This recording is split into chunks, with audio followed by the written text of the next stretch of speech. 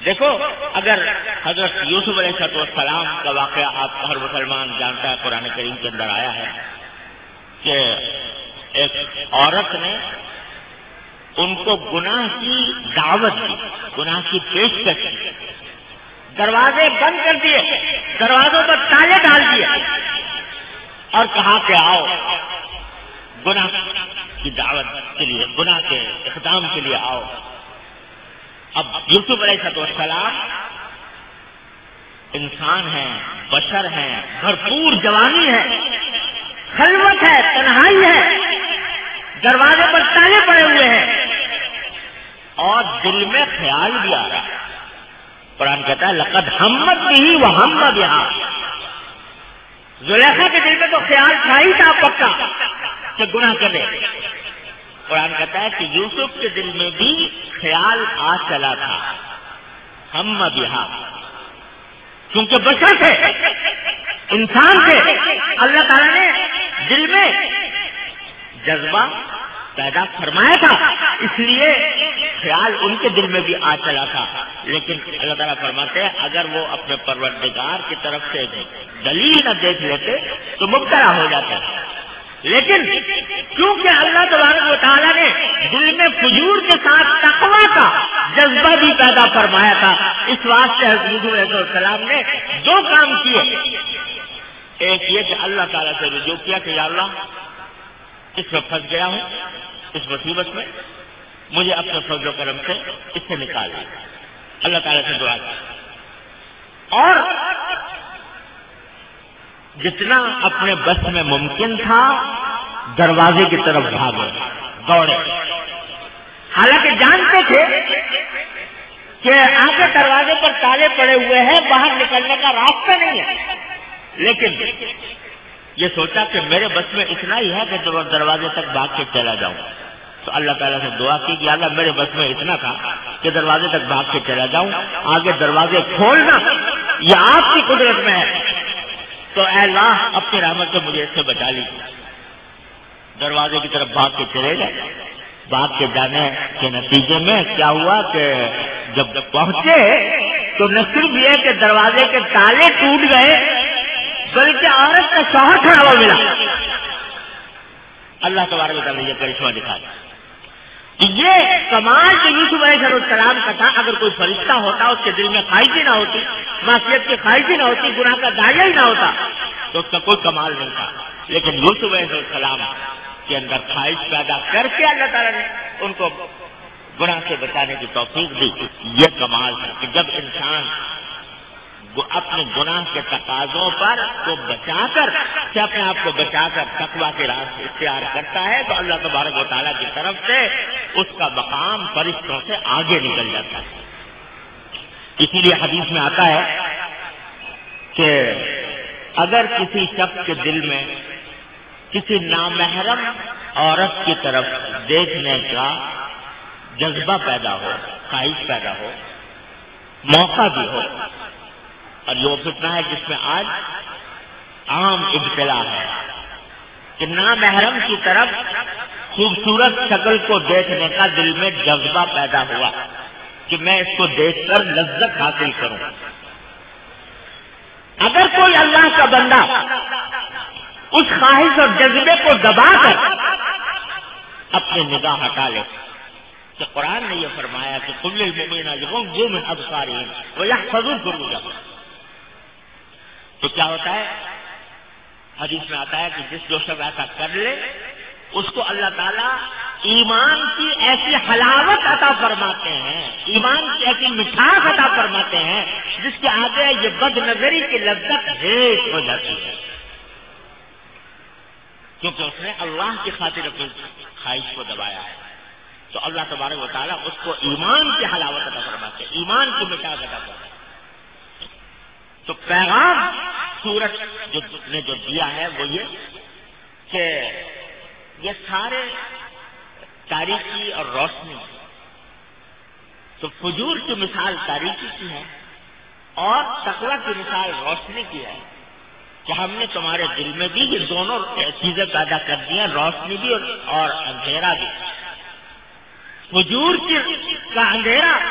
اور تقویٰ کی روشنی، تقویٰ کا نور۔ اب تمہارا کام یہ ہے کہ اپنے نفس کو، اپنی جان کو اس طرح پاک صاف بناؤ کہ تقویٰ کے جذبات کو ابھارو اور معصیت اور گناہ کے جذبات کو دباؤ،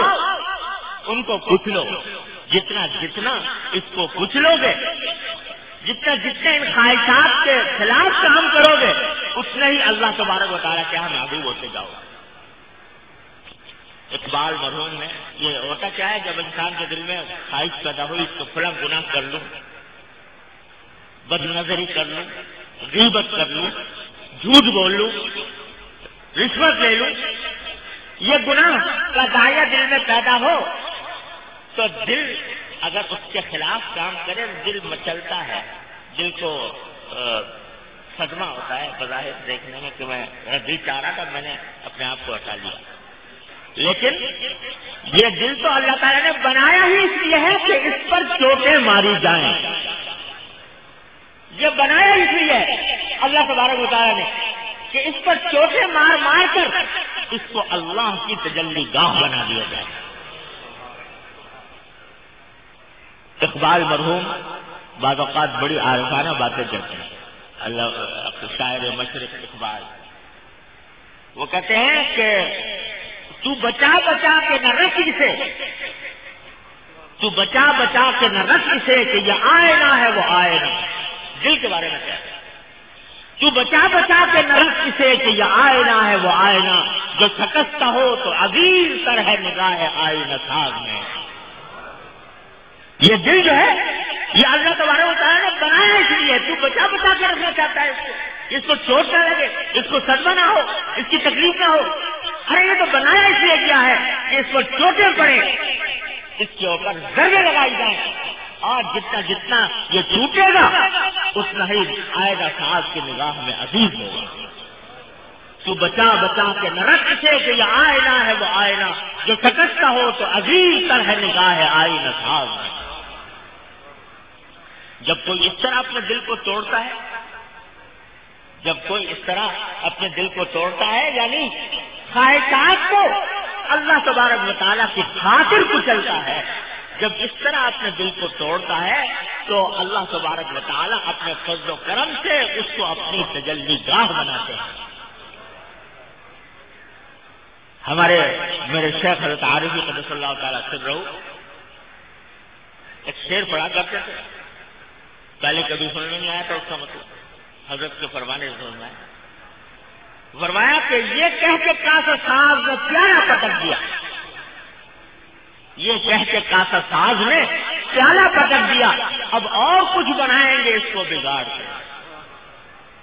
کہ جیسے پیالہ بنانے والے نے پیالہ بنایا اور بنا کر توڑ دیا، کیوں توڑا بھائی؟ تو وہ کہتا ہے کہ اب اور کچھ بنائیں گے اس کو بگاڑ کے، اس کو جب یہ بگڑے گا ٹوٹے گا تو ٹوٹنے کے نتیجے میں اس کی ایک نئی صورت پیدا ہوگی، نیا اس پر جمال آئے گا، نئی اس پر رونق آئے گی، اور یہ اللہ تعالیٰ کی تجلی کا ہے۔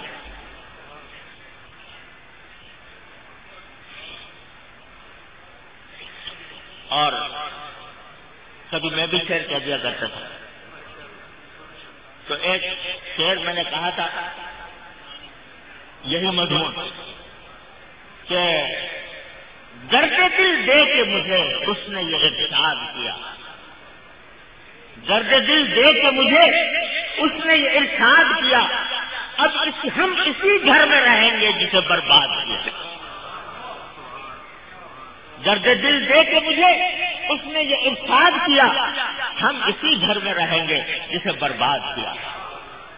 تو ہم نے تو دل بنایا اس لیے ہے، اللہ تعالیٰ فرماتے ہیں ہم نے دل بنایا اس لیے ہے کہ جتنا تم اس کو